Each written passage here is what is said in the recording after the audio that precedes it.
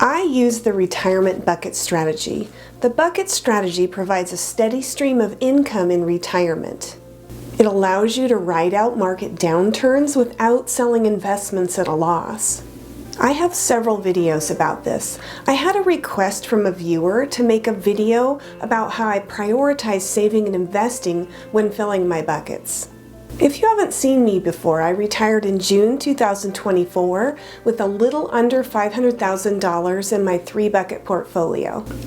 Full disclosure, when I first started really saving and investing, I didn't know what I was doing and I didn't really have a plan.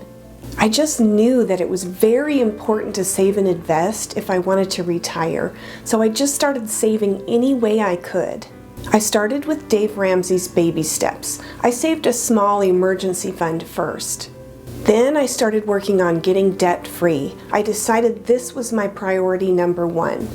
Through my employer, I was locked into contributing 5% toward my 401a, and there was no way to change that. I knew that was not going to get me to retirement. So in 2017, when I was 51 years old, my first step was opening a mutual funds account online. I chose the automated investing, the robo-advisors option, because at that time I didn't feel confident choosing funds. In retrospect, I wouldn't have started with this account. In 2017, I also opened a 457 deferred compensation plan through my work, since I was locked into only contributing 5% toward my 401a. I started contributing $1,000 a month pre-tax. We didn't have any Roth options through my work at that time, so in 2018 I also opened a Roth account online. My oldest son helped me choose the funds for this account because, again, I wasn't very confident yet.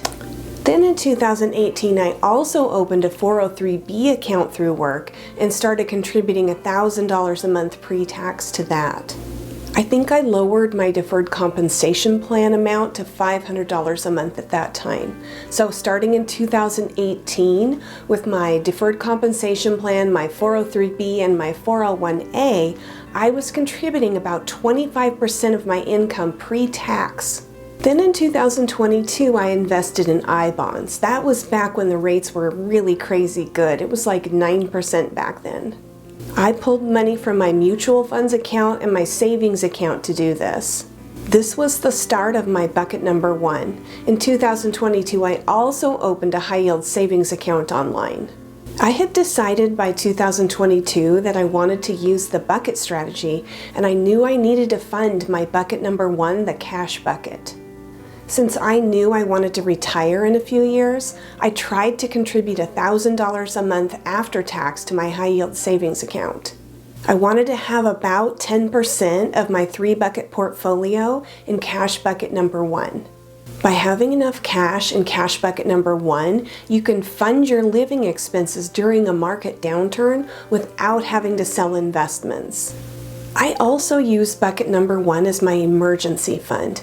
I have a video about this that I'll link below. Having after-tax savings also allows me to keep my taxable income low enough to qualify for Affordable Care Act subsidies. I have several videos about this that I'll also link below. The longer-term buckets, buckets 2 and 3, can stay invested, giving them time to recover from market downturns and hopefully grow. My 3-bucket portfolio goal was $500,000, so 10% of that for bucket number 1 would be $50,000. It was an aggressive goal that I haven't quite made yet. Currently, I have $43,544 in bucket number 1. Because my income in my working years was higher than it would be in retirement, most of my investing was pre-tax. That helped lower my taxes during my working years. Then in the last few years before I retired, I started investing about 35% of my net pay toward after-tax savings and paying off my mortgage. This was very aggressive, but I didn't really get serious about saving for retirement until I was 50 years old. And I wanted to retire early. Sounds like an impossible goal, right? But it's not. I did it. It wasn't easy, but it is possible. In order to do this, I had to live very frugally, and once my mortgage was paid off, I was able to save even more aggressively. I was saving around 60% of my income. 25% of that was pre-tax and 35% was after tax. So it's not exactly 60%, but you get the idea. Before starting the bucket strategy, it's important to figure out your retirement income needs. Decide how much you'll need from your retirement savings each year in the future. This isn't your total expenses, this is just how much you'll need after Social Security, a pension if you have one, or other income sources. This is how I came up with my $500,000 goal. I have a video about how to do this that I'll link below too. Once you have an accurate estimate of your retirement income needs, you split up the funds into 3 buckets on paper according to when you'll need the money. For me, bucket number 1 is 3 years of cash. These funds should be kept in very conservative liquid investments. This could be things like money market accounts, high-yield savings, short-term bonds, or CDs. My bucket number 2 is about 6 years. These are relatively conservative investments, but they have slightly higher potential returns than cash bucket number 1. Depending on your level of risk tolerance, your bucket number 2 could contain different lower risk investments. This could be things like bonds or conservative to moderate allocation IRAs, 401ks, and things like that.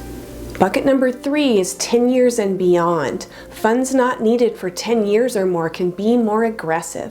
This is the only way I can have aggressive investments and be able to sleep at night. This could be things like stocks and more aggressive IRAs and 401ks. Since these funds have a longer time horizon, they have the potential to withstand market downturns and for longer term growth.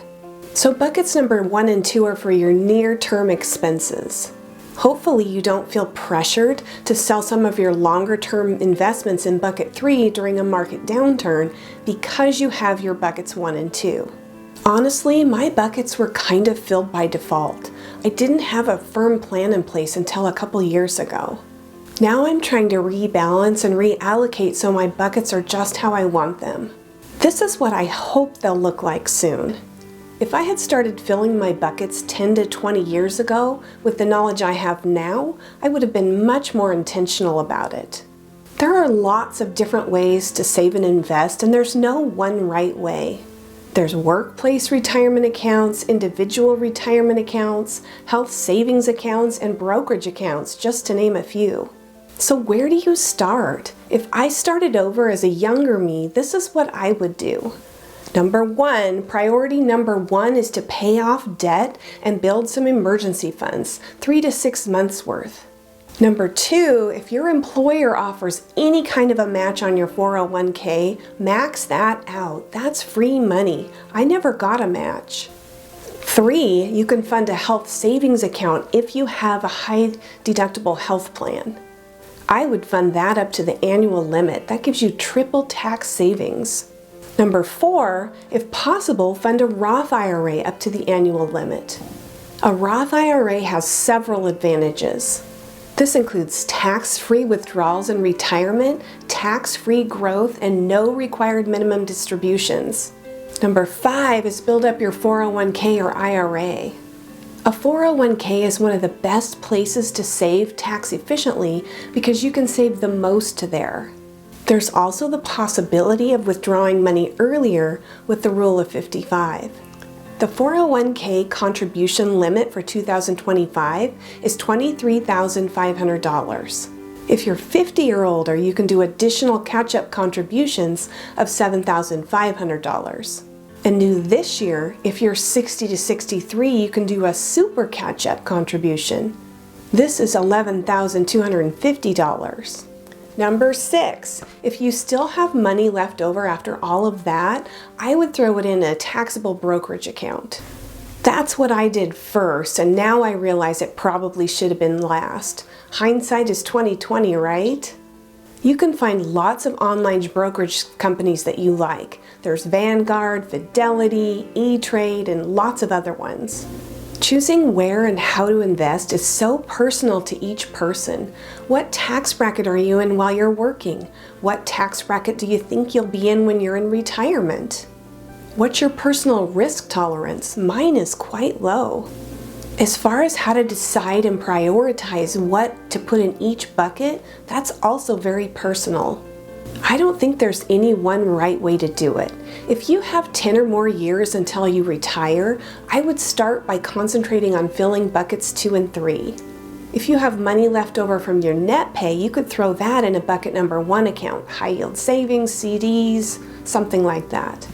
Once you get closer to retirement, then you may want to concentrate on making sure you have 10% of your portfolio in bucket number 1. The bucket strategy is really just one approach to managing your retirement savings. I hope this answered my viewer's question.